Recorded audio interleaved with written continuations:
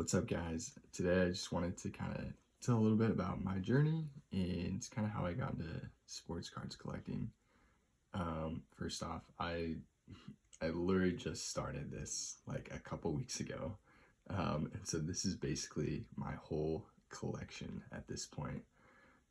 One of my buddies, he was collecting cards a little bit, and he told me we talk about it every now and then. And he's like, you got to go start watching Pac-Man videos to kind of get an understanding of that. And so honestly, lately, that's just kind of what I've been doing. I've been watching Pac-Man rip a lot of packs, which has been a ton of fun. I love his videos. Awesome dude. And then, I decided to kind of, start my collection, start buying a few cards. And really, I'm just having fun with it. Obviously, I got nothing too crazy, but I've loved it all so far, and I figured I might as well kind of start documenting it and just see what happens. And really, it's just a hobby for me at this point. And like I said, I'm just trying to have some fun with it. And so I'm a big BYU guy, so I figured I don't have hundreds of dollars to start ripping packs like Pac-Man, but I just want to get a couple cards real quick. And so this Puka Nacua card in the middle there, that's the first card that I bought. I saw it on eBay. Was able to make an offer on it. I think I bought it just for like a couple bucks. So, nothing crazy. It's not nothing too fancy. But obviously, I think I wanted to start collecting a lot of BYU autos. I thought that'd be a lot of fun, but obviously Puka Nacua, he's really high right now, so the autos are a little out of my price range right now. I'm definitely hoping to get Puka Nacua auto card. I think that'd be awesome. And then this Zach Wilson card, I actually I used Mercari to sell just kind of like random stuff that I have. And it actually had like $10 credit on there. They give out every once in a while. And I was like, oh, this is perfect. I can try and find a BYU card that I like. And, I was able to find this Zach Wilson card. I was able to get it down to that $10 range. And so I think I only had to pay like 50 cents of my own money for the card. And, pretty sweet card. It's autographed. It even came in this, fancy case, which I thought was really cool. But yeah, pretty happy about that card, and I think it looks great. And then, I honestly just kept watching a lot of Pac-Man videos, and I was like, you know what, these guys are ripping packs, doing all this stuff, and I was like, I think it's time for me to finally go to my local, sports card shop. So that's what I did yesterday. I went over there. I felt pretty dumb. I honestly didn't know really what I was doing or what I was looking for, because I didn't have, hundreds or thousands of dollars to actually go buy packs. But they had a couple different bins. They had like a mix and match bin where you could buy 10 cards for like $1, which were honestly just a lot of super random base cards. And then they had a section of singles, which some were $1, some were $3, some were $5, and some were $10.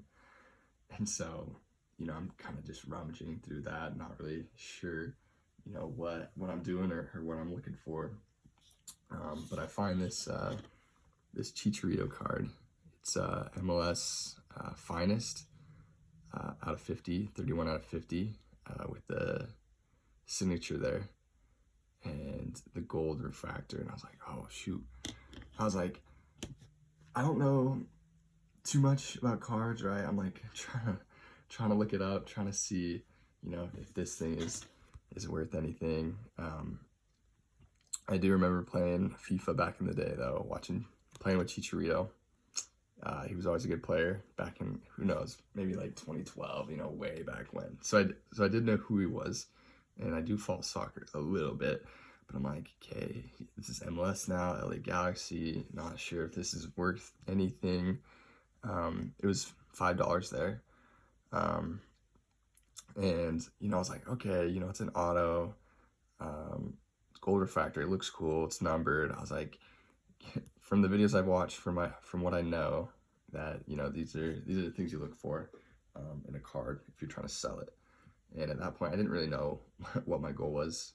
If I was just trying to find cool cards, if I wanted to sell them. But it checked all the boxes, and I was like, you know what? I came all the way out here. I can't go home empty-handed. I'm gonna go buy a card. So bought this bad boy for $5. Was feeling pretty good about it. I was like, okay, I looked up online. I couldn't really find anything on YouTube. I actually did find not this exact card, but one that was out of 25, an orange refractor. I think 2 had sold pretty recently. One was for like $50. The other was for 40. And I was like, okay, I'm just gonna throw it up, see what happens. I wasn't really sure what to price it at. I put it at like $40. I was like, I'll just put it at 40, kind of like the bottom lower tier, because obviously those were out of 25, so a little bit more rare. That sold for 50 and 40. I was like, I'll just put it at 40 and kind of see what happens. That was literally yesterday. Put it on around like 8 or 9 at night. I got my first offer in an hour later that night for $30. I was like, oh wow, okay. I was like, maybe I'm onto something here. Maybe this is an actual pretty legit card. So I was feeling pretty good about that. I ended up making a counter offer because I was like, hey, that's what I've been learning in the real world and in the sports card world, is you always got to make a counter offer, right? So I made a counter offer, went to sleep. I was like, all right, we'll see what happens in the morning. Actually woke up in the morning. I had 3 other offers.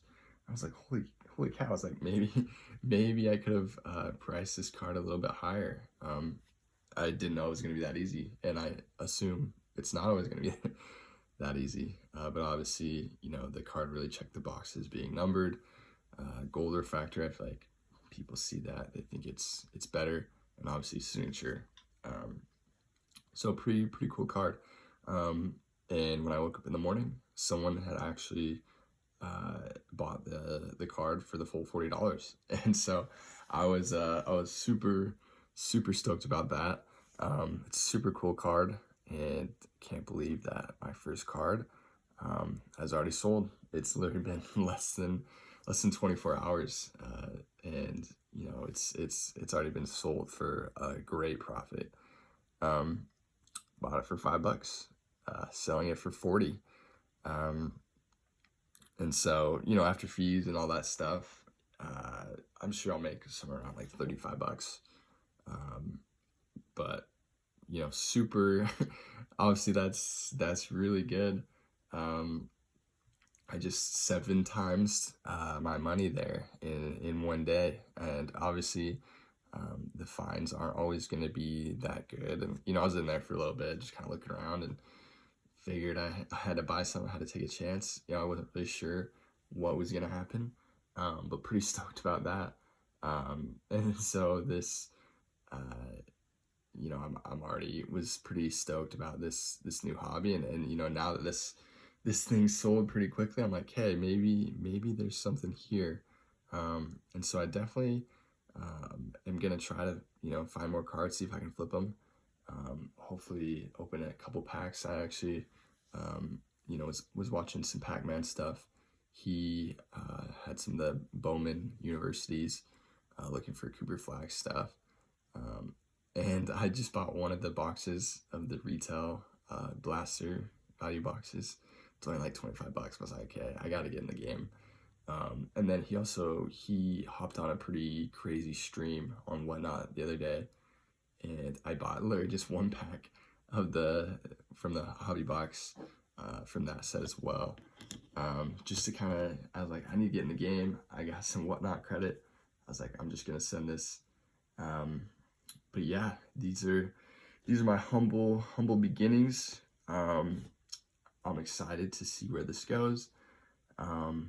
Yeah, if you have any collections that you're trying to sell, send them my way. If you got any BYU cards, those are my boys. So yeah, I'm not too sure how hard I want to go into this or whatnot, but I think it's so fun. And basically I'm just gonna kind share my experiences as I go if I see fit and I have some time and just kind of want to share it because why not? Yeah, hopefully more videos to come. Thanks for tuning in.